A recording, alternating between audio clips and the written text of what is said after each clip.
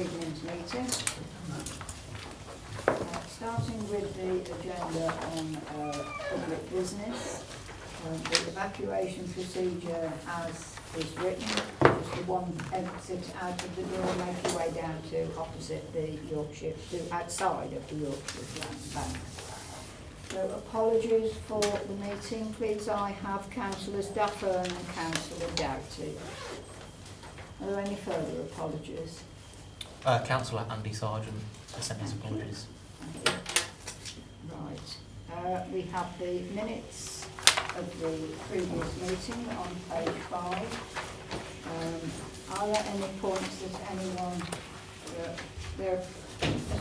confirming there are true and correct records, and any points anyone might want to know? First of all, are there true and correct records? Happy with that, thank you.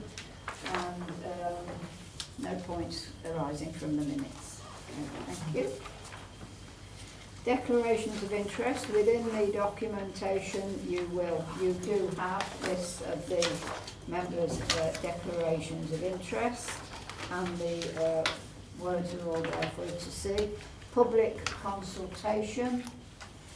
I have item 6, item 7, item 8 and item 9. Item 9 where members, councillor and members of the public have asked to speak. I will take them in order as we go through each of the items on the agenda. So moving then to item 6, which you will see is on page 9. This yours, Billy? Yes, Chair. Yes. Yes, Chair. This is the sort of an annual report that we bring every year to this committee. It is considered to be a good governance for members to review the operation of the Council's arrangements for declarations of gifts and hospitality and members' declarations of interest, to ensure that things are being operated appropriately and in accordance with the legislation. The purpose of today is purely for members to scrutinise that and raise any questions that they may have. If they have any concerns, then then obviously we will take those on board and take them away for further investigation. So it's there, as you can see, Chair, for consideration and any comments that would be. Okay, thank you. Welcome to the meeting. Thank you. On this particular item we have one speaker, Mrs Michelle Condercourt. Thank you.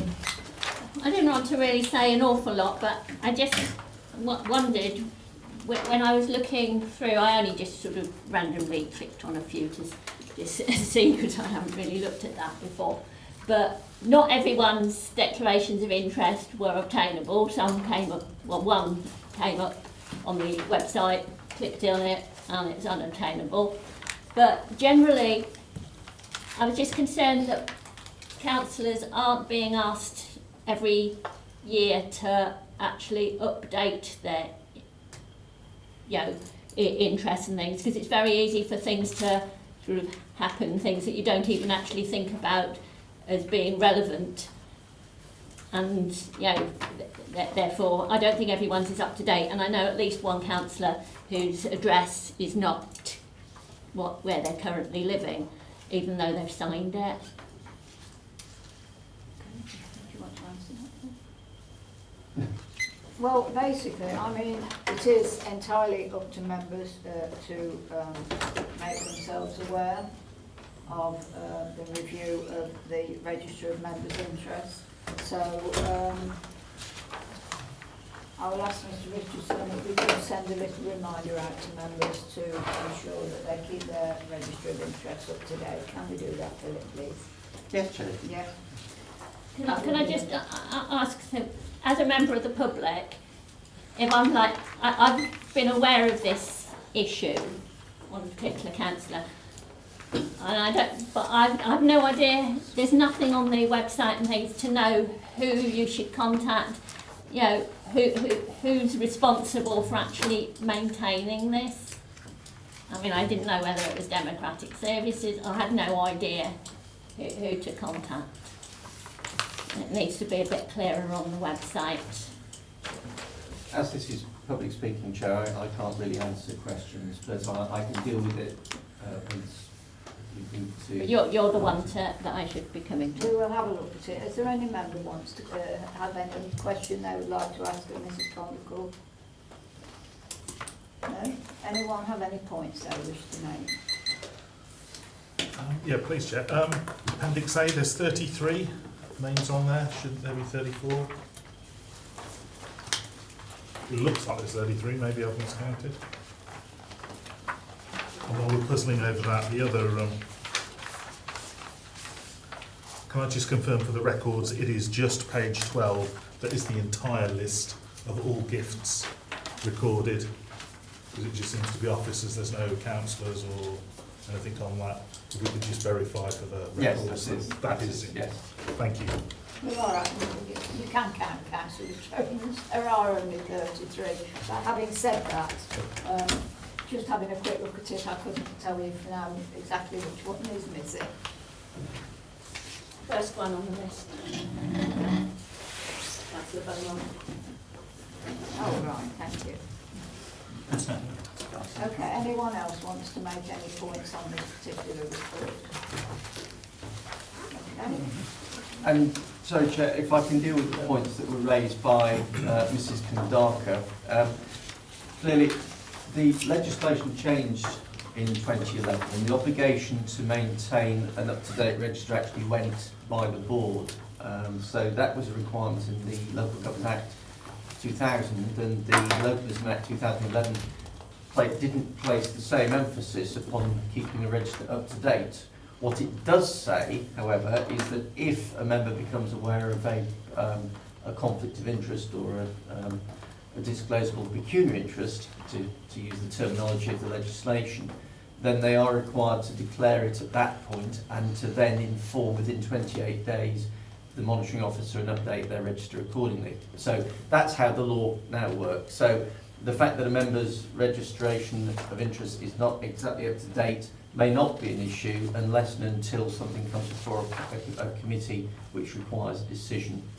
To deal with the other point, however, where a member is dealing with an issue which is in breach of a disclosable pecuniary interest, in other words, they have an interest and fail to declare it, that's a matter for the police and should be reported to the police. Okay, thank you. Right. Anyone else have any comments they wish to make? So we do have a recommendation at number 2 on page 9. Is that agreed? Thank you. Okay, moving to agenda item 7, which is the Local Government Ombudsman's Annual Report for the year ending 31st of March 2018. I have 2 speakers on this one. Mrs. Michelle Kondaka. Well, do you want me to... If you want to just very quickly first, present the yeah. report, Chair. I've said to Chris Tideman I'd take this report because I was here anyway. So this is the annual report that we get. All councils get an annual report from the Ombudsman.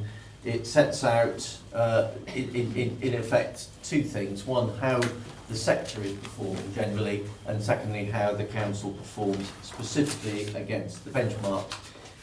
You will have on page 18, there is the summary report which gives you an indication of the number of cases dealt with, and you'll see that there was 1 detailed investigation which was upheld. That was a matter that involved planning enforcement, where it was alleged that there was a failure on the part of the enforcement officer to disclose their identity and details at the start of a meeting with a householder. The outcome of that was that the Ombudsman upheld the complaint but because it was a case where it was finely balanced as to the evidential background to it, it was agreed that the council would offer an apology, and the Ombudsman accepted that that was a suitable way of resolving the matter, and indeed by the time the Ombudsman was dealing with it, the apology had already been given, so the matter was then closed at that point. Michelle?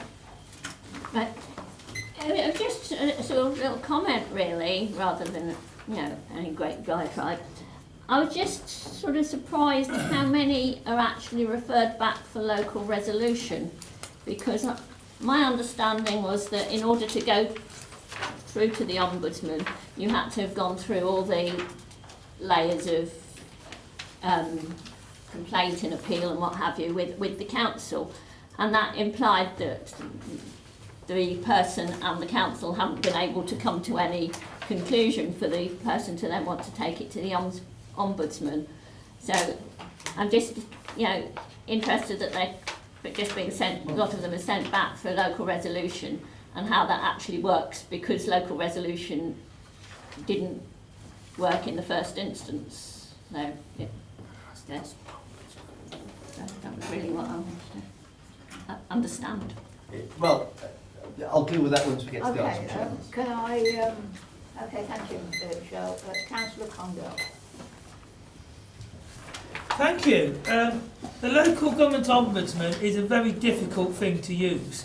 You have to go through the council's full procedure, which can take many, many months, and quite often the council itself isn't that obvious when it actually accepts a complaint that it's going through the procedure. Things are particularly woolly sometimes in terms of, are you in the complaint procedure? Is it being taken as a formal complaint?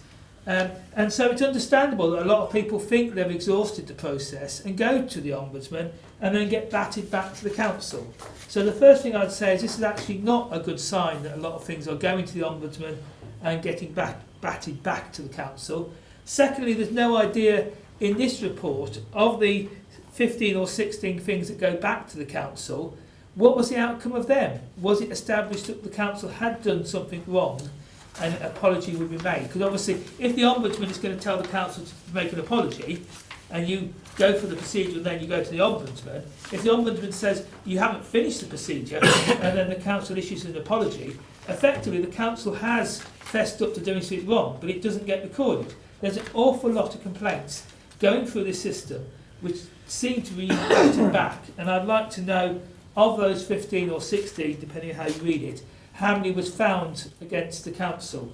I'm also concerned about how many are in planning and development, because that is a big area, and it's very vague, this, in terms of whether it's about borough plan or whether it's about individual planning applications. So I understand why we cannot have a massive list of details on the complaints, but at least a category, so you'd actually know planning and development, planning application, or just one level of detail. Thank you, Chair.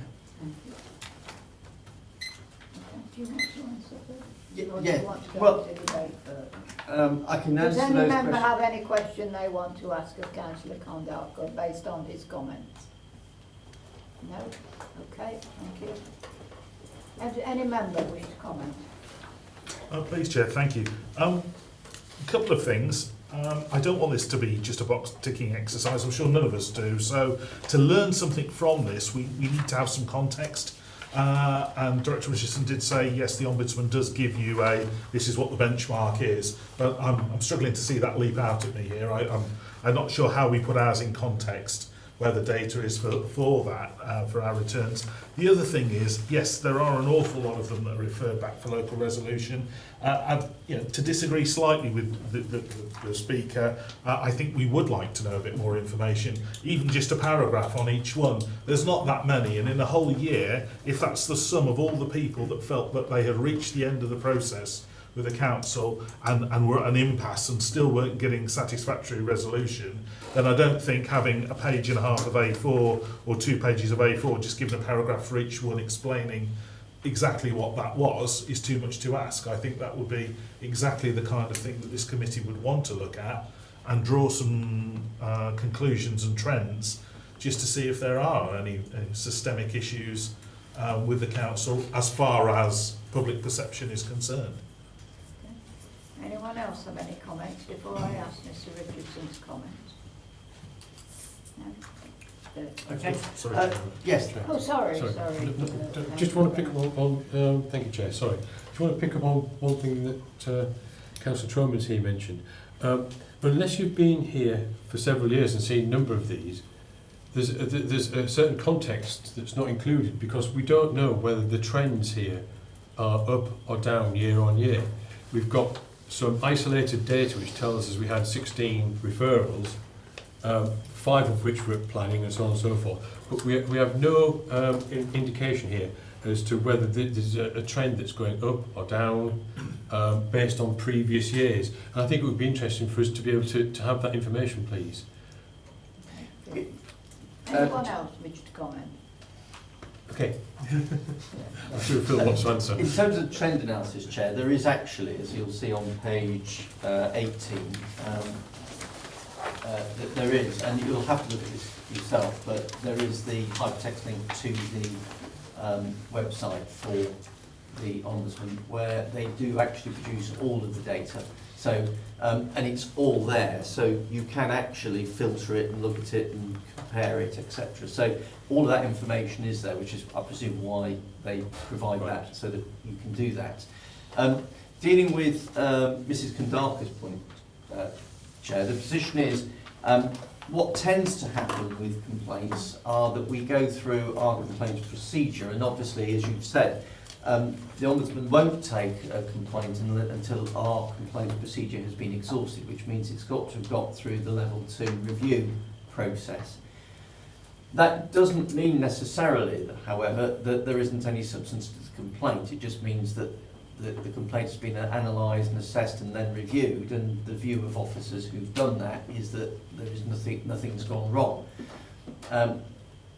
What can happen is when the Ombudsman investigates, they then do a much wider, deeper investigation, and things can emerge where they will place quite a lot of weight on a particular issue rather than something else, and come to the conclusion that there may well be some fault, that not necessarily leading to maladministration, but something that they feel it hasn't worked as well as it should be. And they will say, we don't think it's something that necessitates a finding of fault, but we feel that it's appropriate in these circumstances for you to offer a local resolution. That may well be an apology, it may well be that something needs to happen, and what we would do prudently is then say, well, we'll take that on board and we'll do whatever you're recommending. And that's usually without any finding of fault, but it is simply a mechanism for filtering out and saying, we feel that something should happen here. In terms of the overall results, and picking up Councillor Kandaka's point, there is the table, which is on page 14, does give you a breakdown of those across our service areas, so you will see that there is a breakdown of planning and development there, so we've got to have a look at that. And if members do want to raise any questions in terms of any of the background to any of those, by all means please, and I can say this in all sincerity, please feel free to contact Chris Tideman, who is, I'm sure, more than happy to help you. I think it would be difficult to itemise each individual complaint in relation to an individual person, because that would be not fair in a public document. So, bearing in mind the comments that Mr Richardson has made. Sorry, Chair. I do take your point entirely. I don't think we particularly want to put people's names and addresses and stuff down here. But I think for this to be of value to us, I think given there's a relatively small number of people on there, you know, just a couple of sentence summary of what each complaint was effectively about and what we were asked to really look at would be very useful. I think it would give councillors a really good feel for exactly what people out there are coming back to the council about. I'm very reassured by what Director Richardson said, that, you know, the council says, hey, you know, you're the Ombudsman, we take your advice and you act on that. But I think we'd like to know just a little bit more detail on each one of those cases. If it's okay with you, Chair, I'll take that back to Chris Tyman and ask the question. I would imagine that it's possible to do, but Do you want me to propose that and somebody second it or whatever? Should we- no, it doesn't need that. I can do that. We can bring it back if Yeah, if okay, it- well, So will the minutes I- reflect that we've made that request? I think that what we will do, Won't be we will, The- we will ask for it, an update at the next meeting of your conversation with Christine to see Yes. what is possible. And if we can provide you Yeah. with some context, then we will. So the content, the recommendation would be that the content of the report be noted with a Referral back. further report at the next meeting. Yeah, thank you, Chair. Okay, agenda item 8. I think this is this yours, Craig? No, this is mine. That's yours, is it, Yeah. Linda? Okay. Yeah, this is my half-yearly report that shows progress against the 2018-19 internal audit plan, and also a summary of the findings of the work that we've completed so far. So at Appendix A, which is on page 21, that was the internal audit plan that was approved by this committee in March of this year, and you'll see which audits have been completed, where they've been completed. You'll find a summary of the findings at Appendix B, and I've also highlighted those that are in progress. What I have included in this report is a section on section 5 of the body of the report on page 19 around counter-fraud activity. There has been a slight restructure, and the counter-fraud officer now reports directly to me. So I thought it would be useful for you to see the activity. He's a very experienced investigator, he's been very successful so far, and he's achieved savings to the public purse, that's not necessarily MBBC, public purse of over £42,000. So I thought that was useful information for you. And I think that's all I need to say at this point. We have 2 speakers on item 8. Mrs. Condalker. Thank you. I seem to think I spoke probably last year and things, and the comment make is how little things have got significant assurance. There's hardly anything with any significant assurance. That does alarm me a little bit. I mean, satisfactory, that just the term satisfactory does not instill a great deal of confidence, although I know there's not many levels of assurance, but I would like to see rather more significant and less of the satisfactory and even less of the limited. On the limited assurance for mileage claims, one employee failed to record journeys on the claim form and was unable to provide any evidence to support the amount claimed. I trust that those sort of things, they just don't get paid, because, I mean, that is so basic. And it is concerned that there were a lot of things on the mileage claims that weren't correct. So I'd be interested to know what actually has been done to sort that out, because you can't have someone having to go through every single thing and putting it in on Google and think, oh yes, that's the right amount of miles and what have you and things. So I'd be interested to know that. Only limited assurance on contaminated land. Last time I spoke, I think it was asbestos or something, and that was also very limited and things. These are, potentially rather important health issues. So I think it's a concern that hasn't been sorted. And then moving on to mobile climbing towers. So that was a value for money review. And it says, following the financial analysis, the better option in terms of value for money was option 3, which in option 3 is sell the tower and buy in a complete service. Now, I don't understand why it's not just sell the tower. We heard in the cabinet, was it last week or the week before, how tight things are, that we were introducing green bin charge, green waste disposal charge, because that wasn't a thing that the council had to provide. It was a discretionary thing. Something like the climbing tower has got to be even more discretionary. It's absolutely non-essential. Yes, it's a nice to have, But if we're going to spend money at all for health benefits, that is not the way to get great health benefits. I raised it at the Cabinet as a way of saving money to, just sell it and get rid of it and things. And it was of great concern that neither the leader nor the director actually knew how much it was costing. And I'm absolutely certain that, once again, without actually having gone through a FOI to find out the exact figures and things, that there'll be very, very few people who've used it for the amount that it's costing and things. So I think this audit committee really needs to look at that very, very seriously and make a recommendation. Thank you, Mrs. Condaka. Councillor Condaka. No one wants to raise any points for my wife first, then? Well, I'm sure there are no points of clarification, so continue. Thank you very much, Chair. Contaminated land. Where we should be building houses is on our contaminated sites. We should be decontaminating them and getting them back into use. That's what they're doing in the West Midlands, and that's far better than building sites miles out of town with lots of transport impacts.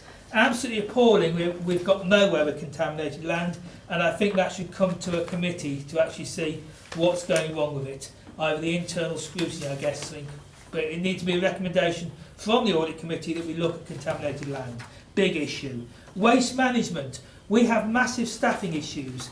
We are trying to run a service out of a tiny depot, and our waste is overspending by £500,000. A lot of it is down to staffing issues. I keep saying we need a shared service.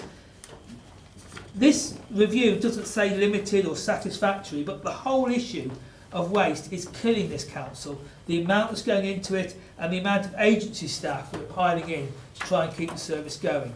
We need to be working better, we need to be working more sensibly, and we need to have a plan for all the extra housing and the extra rounds, rather than these green waste charges, which seems to be just propping up and paying for the inefficiencies. My wife mentioned the climbing wall. Neither the leader nor the director could actually tell us if it was actually costing us any money.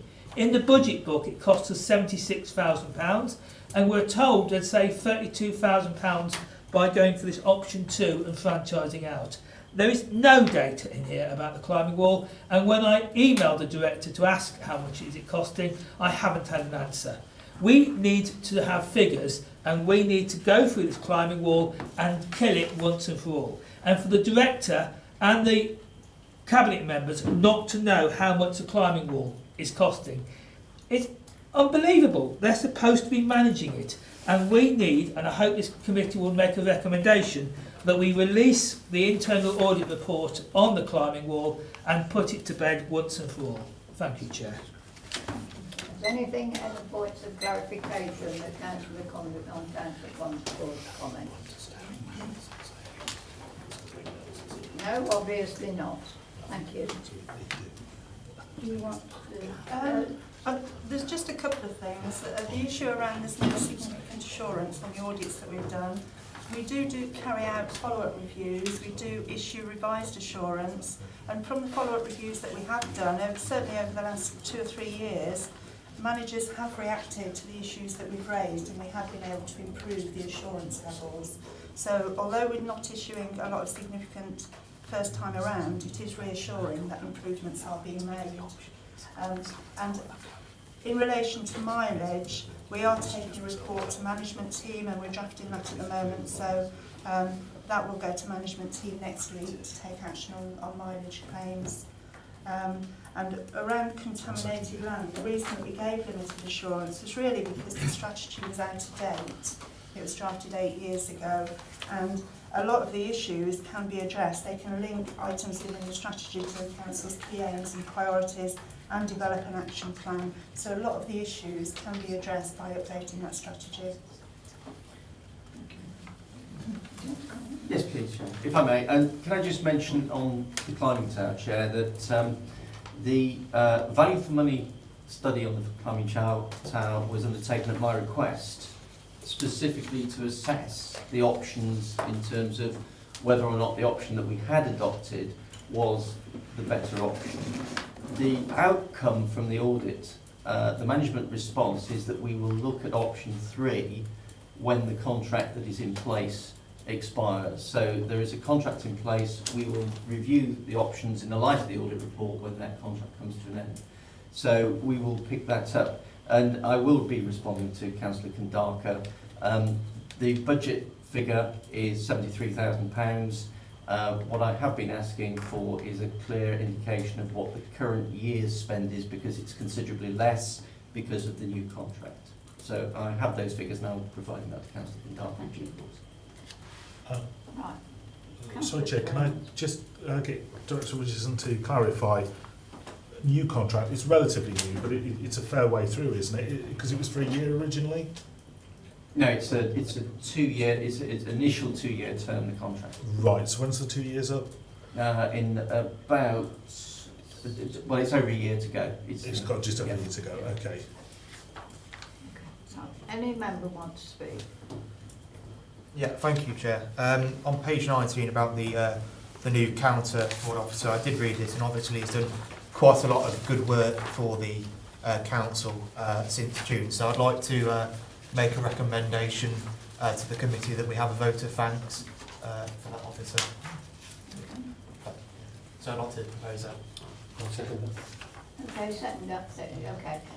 If I'll roll it up with the recommendation when we get there, if that's okay. Councillor Brown. Chair, can I just clarify on point 5.2 then, the £42,000, is that in the calendar year or the financial year, please?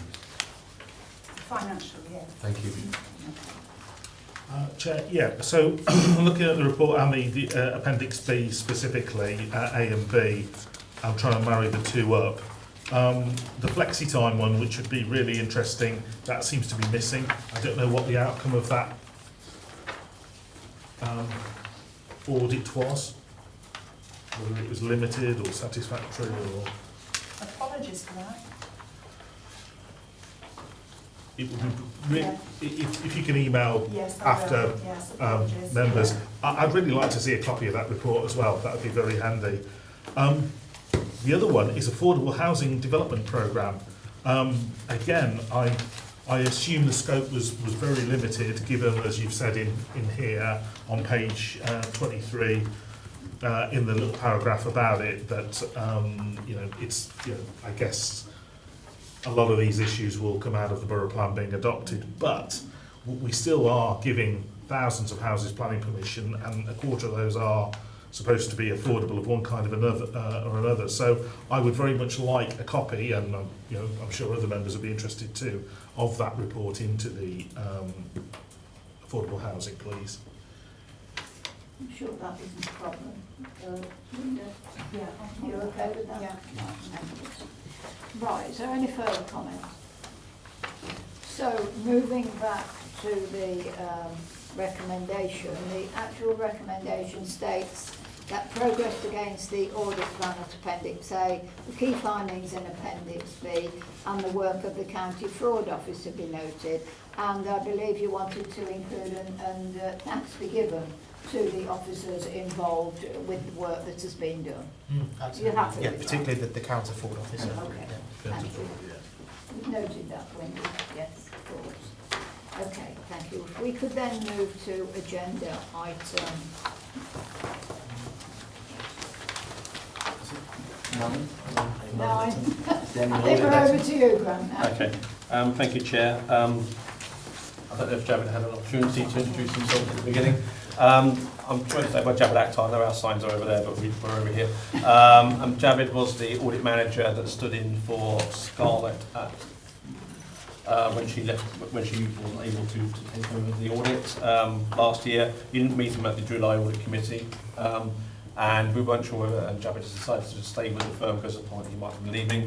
So Javid has decided to stay with the firm and therefore he's going to continue as your audit manager. So I asked him to come along today, and unfortunately I got stuck in traffic and he didn't.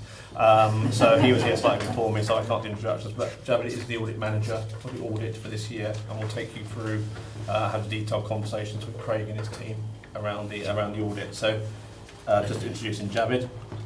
What you've got in front of you today is our annual audit letter. There's not a lot of new information in here, very little new information in here, because basically the way we do the audit letters or we have done in recent times, is to summarise what was in the audit findings report that the committee heard in July. What we do try to do in a way is repackage it more for the public amongst those important items that the public need to be aware of in terms of the accounts. As it was some time ago, just a reminder in terms of where we were on the financial statements, we provided an unqualified opinion on the financial statements and an unqualified value for money conclusion. The slightly new element in here is around certification of grants, and it's just to do with the timing. The annual audit letter covers sort of all the work since the last audit letter, so we actually report in here on 16 and 17 housing benefit claim effectively. It's just really a timing issue, it's not related to that, it's just that that work gets completed after the final accounts. So in that sense, there's no issues particularly to bring to your attention in terms of grant claims. The housing subsidy claim for 16 and 17 did require an amendment which was reported to DWP, and there was a qualification letter. What I would say to members is, given the complexity of that claim, it is not unusual to have those matters, those qualification letters. So I'm not standing here or sitting here as the auditor and saying there's a fundamental issue with the way the claim is put together. I think members would appreciate the number of transactions that go through that particular set of accounts and the change of circumstances of tenants and people claiming benefit. It's not unusual to find errors, small errors, and we have to report the smallest errors, even if it's only tens of pence. We are required to make that reporting. So really that's the new piece of information in here. And I suppose just taking you through again, in terms of what the significant risk on the audit, we found no issues with revenue recognition or management override of controls. As I say, the one area we did look at again in more detail was around the net pension liability. We took the audit committee through that in July in respect of the discussions and negotiations we were having with the pension fund around former employees of the Leisure Trust. That's now been resolved and it's now been put back in your main accounts, which is where we were last year. So you decided not to adjust the accounts once you'd actually had that revaluation because the sum was so small in relation to the overall accounts, but now they will be picked up as part of next year's revaluation. So in terms of other statutory powers, as members are aware, and it links into some of the previous articles, we are currently looking at 3 objections on the accounts. 2 of those I'm almost ready to release the reports. I can't give the detail to audit committee in respect of I have to respect the objectors first, so they have to have comment, be of sight of them before I can release any of those issues. One is in relation to the mobile climbing tower. One is in relation to the equestrian centre, and another one is in relation to the setting of car parking fees. On the first 2, one is with PSAA, because they, as in terms of their overall contract, have cited them before we release them, because basically they hold insurance in case I have to go to court. I'm awaiting feedback from them, and I think they've raised one issue around that. And on the second one, I'm in discussions with the council around if there are any documents I can release alongside my report, if they're not confidential under various sections of the Act. So I'm very close to releasing those 2, and then the third one on car parking, I'm hoping to get draft reviews out in the next week or so. So that will be they've concluded. Until those are concluded, the audit remains open, but I need to go through the due process. So in terms of that's where we are in terms of 17-18. Audits, and then I don't propose to go in detail around the value for money conclusion. Happy to take questions on that. And we also report in here the actual audit fees issued. In terms of the to be confirmed one, that is because we haven't completed the 17-18 housing benefit claim. In terms of a brief update on that, I can say audit work is complete and I should be signing that claim off hopefully at the end of this week. Again, it will be subject to a qualification letter, but there's no issues again within the items we've identified that say to me that there is a significant issue with the housing benefits system. Again, there are errors that we not so much expect, but they are common errors that we identify at other clients, and they will be reported going forward. So at that point, I would stop and happy to take questions. Okay, thank you. But I have one speaker, which is Councillor Condarco. Thank you. It's very important to learn lessons from the past, which is why audit reports are really useful for things that happened the year before that. Things like the pension fiasco over the Leisure Trust, where the liability, whose was it, what we were responsible for. And we had this at full council meetings, we were told things, don't worry, we're not responsible for. And it comes out, the auditors established we have responsibility, or there was responsibility agreed. So there's all sorts of things come out of this process. And I think we do need actually to have an A4 sheet on some of these things at the end of the audit process to say, this is what happened, this is how much money this fiasco cost, be it the riding school fiasco, the pension fiasco, or all the many other fiascos we seem to have got through over the last couple of years. And as part of the audit, actually getting a prize for some of these fiascos so we can learn not to make the same mistakes again. There's a lot of sayings about fools is a person who does something and then does something again and expects a different result.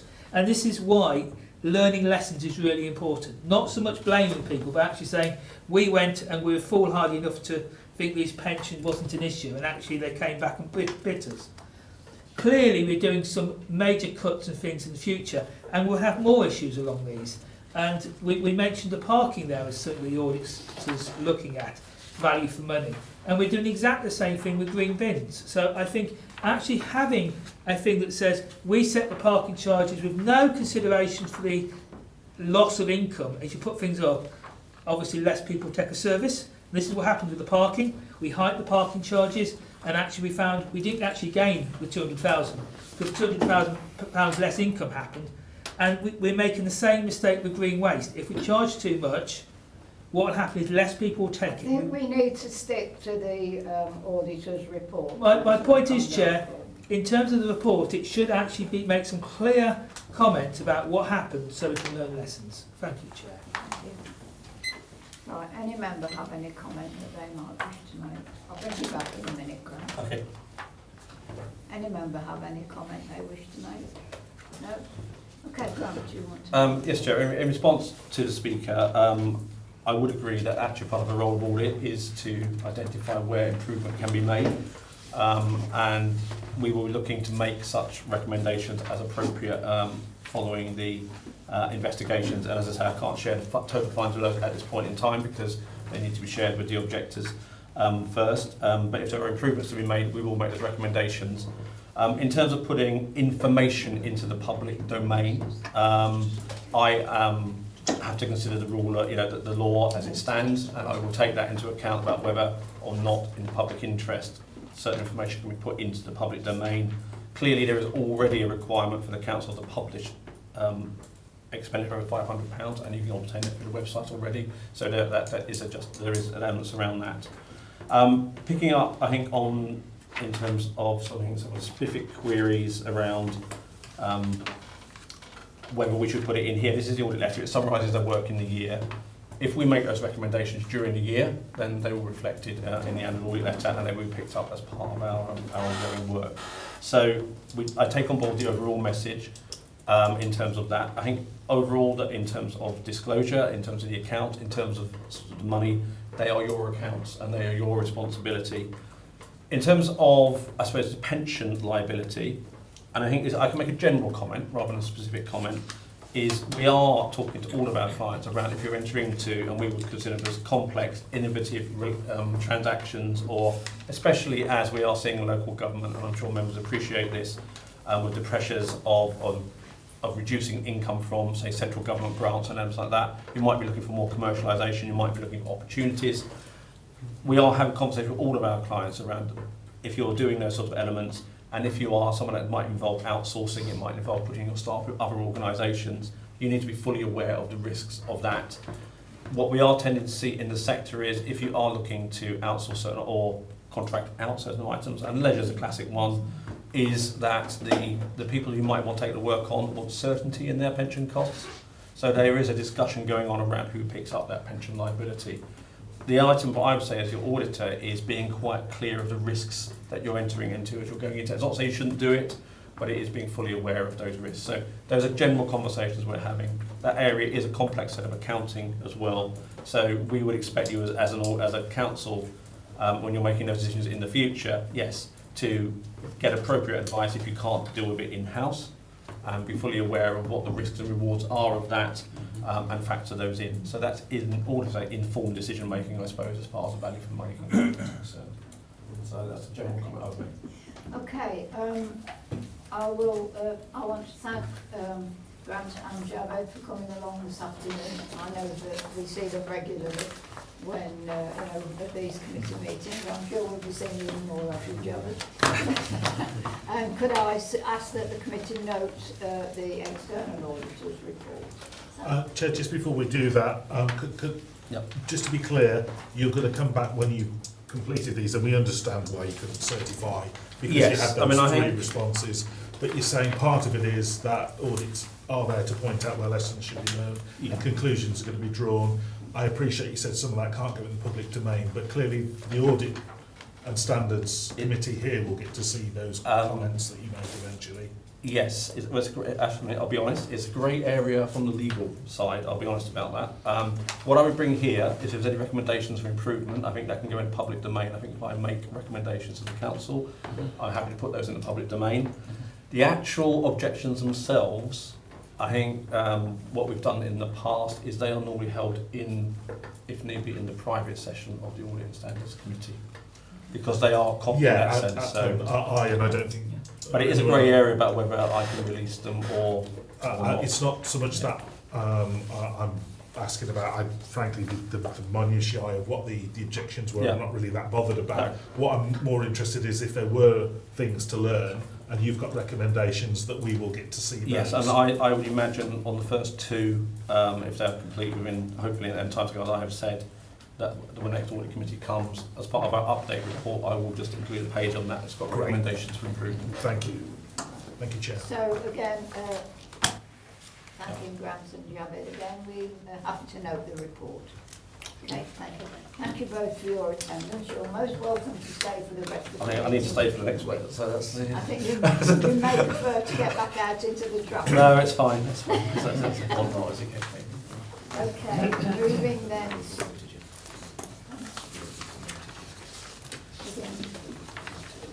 Yes, and the report was noted. So agenda item 10, which is the Treasury Management Monitoring Q2. Over to you. Thank you very much, Chair.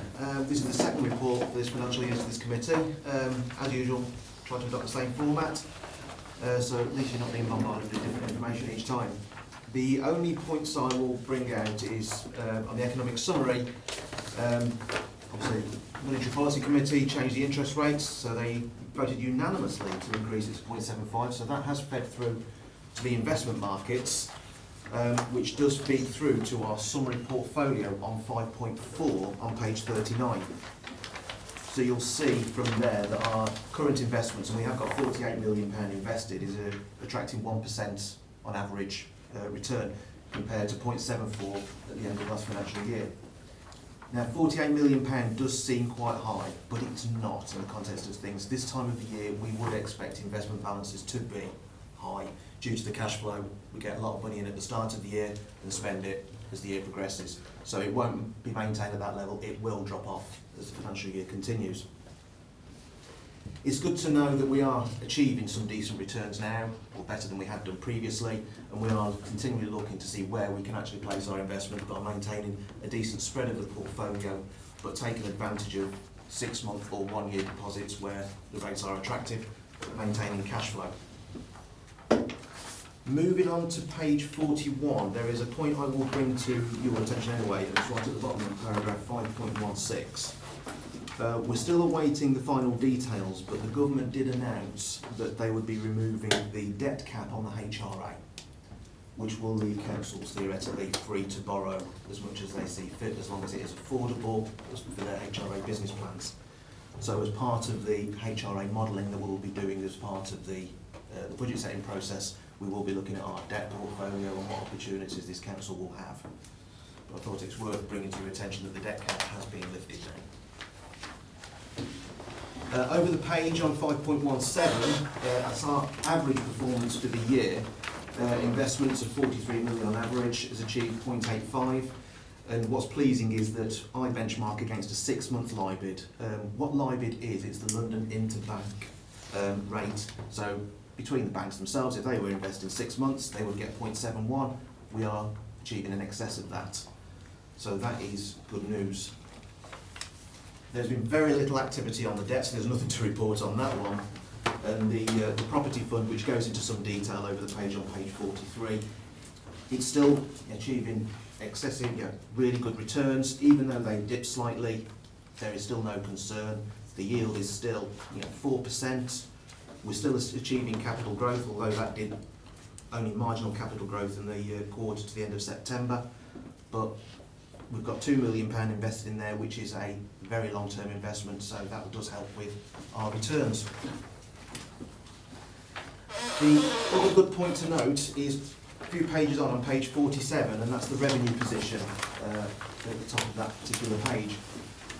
Because of the level of balances that we're holding, which primarily for the HRA, we're holding quite a few more reserves because of the timing of their capital investments, and because of the upturn in investment rates, we're looking to achieve quite a surplus on investment income compared to our original budget. And like I say, some of that is because of the timing of the interest rate increase. Section 6, the prudential and treasury indicators, there is nothing adverse to report there. And the appendices just give you some additional information so you can see how on each quarter our portfolio spread has been managed. But if anybody's got any questions, I'm quite happy to take them, Chair. Craig, usual, good job, done there, well done again. I always ask the same question about risk appetite. Has that changed markedly since your last report? The only change in risk appetite, we are not looking to go outside of the UK for investment still, so that's still in-house as such. What we are looking to do is, now the markets have settled down slightly and interest rates are changing, we're looking at stretching the portfolio, taking advantage of some 6 months and some 1 year. A lot of our investments were kept either liquid or very short dated because we were waiting for interest rates to start seeing a move. So we didn't want to lock in while they were at the lower side. So the counterparty risk is no. There's no change in counterparty risk. All of our counterparties are still with high quality. Just as a follow-up to that then, how are you viewing lending to other local authorities now? Obviously one local authority's had difficulties, albeit they've not, I don't think they would have been allowed to renege on their debt to other authorities. Is that the view you're taking, and that other local authorities are still suitable counterparties? Not all local authorities will be considered a suitable counterparty just because they're a local authority. We do some due diligence. If we do, we've got one investment at the moment with another local authority. We do get some requests, and what we will do, we will look at their accounts, look at auditors' reports, look at how their accounts are structured, and then we will take a view ourselves internally whether that's considered to be a risk or not. So just because they're a local authority doesn't mean that they are an investment counterparty we would use. Thank you. Okay. Anyone else have any questions that they want to ask? I mean, no questions, Chair. Just, I noticed you've got the MHCLG document at the back on the statutory override.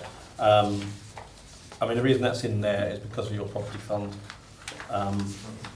Yes, in reality, under the new accounting standards that come in, it's potential that, if you notice here, the capital lot is gone down about £20,000 in a quarter. Without those ones, you'd have had to have recognised that through the general fund effectively. So that the MHCLD is proposing a statutory override to that, so that a 5-year override effectively, so that you don't have to, in a way that spreads out the volatility of the council taxpayers, and you would recognise it when you end up either selling the investment or whatever. So it's trying to bring back in the way you've accounted for it over the past. It's been out for consultation. I think it's just when you see the accounts next year, there'll potentially be another reversal in there, just to identify that. And it also covers money market funds as well, and things like that. So in a way, it's just trying to be in line with central government policy around where it wants some people to invest in property, or even generally. So it's consistent with that, and not trying to make sure that local authorities aren't, I suppose, discouraged from doing that in a way that they would, and the government's central policy is. Probably just another one to keep an eye on now is in terms of the market loan you've got, in terms of complexities. If you are, I've noticed in here, turning over the borrowing on the HRA, we will be looking more, I suppose, around derecognition events. There are some very technical accounting stuff that I don't think will impact you directly, but just to say that we will be keep an eye on that for when the accounts come through. But overall, it's consistent. And Craig, I suppose, I don't know, when you'll be bringing the capital strategy? I don't know, is that coming The through? capital strategy, which is going to be a new requirement, will go to the Cabinet, and that will go as part of the February report. So that's probably one thing as members I'd keep your eye out for, because it links into treasury management. It's a new report that you've got to produce. You've always had to do in line with the Prudential Code, so it's just something to keep an eye on, because that will concern the whole affordability of what you're trying to do as a council in terms of investment. So I would say it would be a new report to look out for in the new year if it doesn't come through as a committee. Thank you, Graham. Any other member wish to comment? No, we have a recommendation that the committee notes the report. Is that accepted? Thank you very much. And that is the end of the agenda. Could I again thank officers for coming along and giving their views, and to members as well, and especially to our colleagues from Grant Patterson. And have a safe journey. Every time. I'll get emails saying. Grant Patterson, he works for Grant. I'll get there. I'll change my name. I'll keep the whole line.